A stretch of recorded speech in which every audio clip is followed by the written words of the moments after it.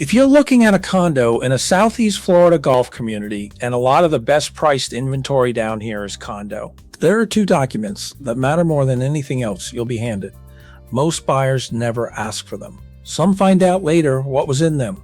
Let's fix that. First, does this even apply to your building? The law covers residential condominium and cooperative buildings that are 3 or more habitable stories tall. Single-family homes, duplexes, triplexes, and anything under 3 stories aren't covered. So if you're looking at a villa or a single-family home in a Gulf community, this doesn't apply to you. If you're looking at a mid-rise or a high-rise, it does. And plenty of Gulf communities down here have exactly that. Second, the milestone inspection. This came out of the Surfside collapse. Buildings generally need one when they hit 30 years old, 25 if they're close to the coast, and then every 10 years after that. There are 2 phases. Phase 1 is a visual inspection by a licensed engineer or architect. Phase 2 only gets triggered if Phase 1 turns up substantial structural deterioration. And here's the part that matters to you as a buyer. If a Phase 2 report identifies required repairs, those repairs have to begin within a year of the local building official receiving it. Repairs cost money. That money comes from the owners, which may include you, depending on when you close. Third, the Structural Integrity Reserve Study, the SIRS, separate requirement from the milestone inspection, though they're often done together. This one is a funding plan.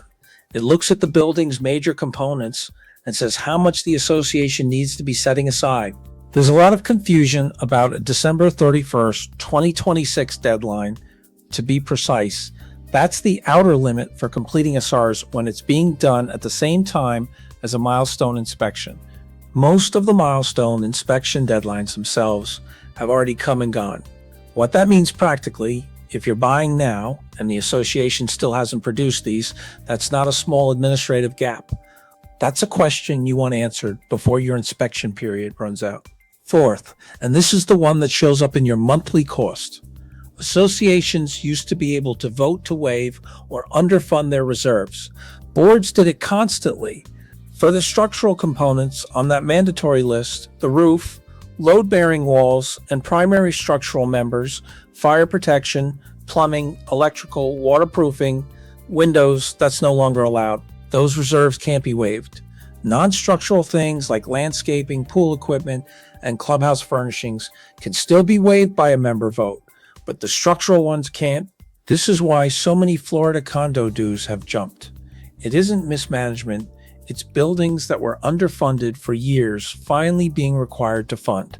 And a building that just started doing it has further to climb than one that was funding all along.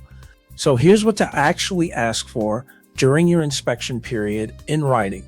The milestone inspection report, Phase 1 and Phase 2 if there was one.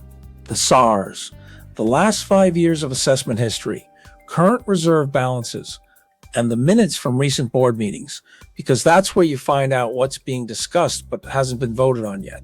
Then have somebody qualified read them. I'm a real estate agent, not an engineer and not an attorney, and neither is the seller's agent. For a purchase this size, a Florida real estate attorney and, if the reports raise anything, an engineer are worth what they cost. None of this should scare you off condos. Plenty of well-run buildings down here have funded reserves, clean reports, and no surprises coming. The point is that you can tell the difference before you close if you ask. I'm Esslinger. Southeast Florida Gulf communities are what I do.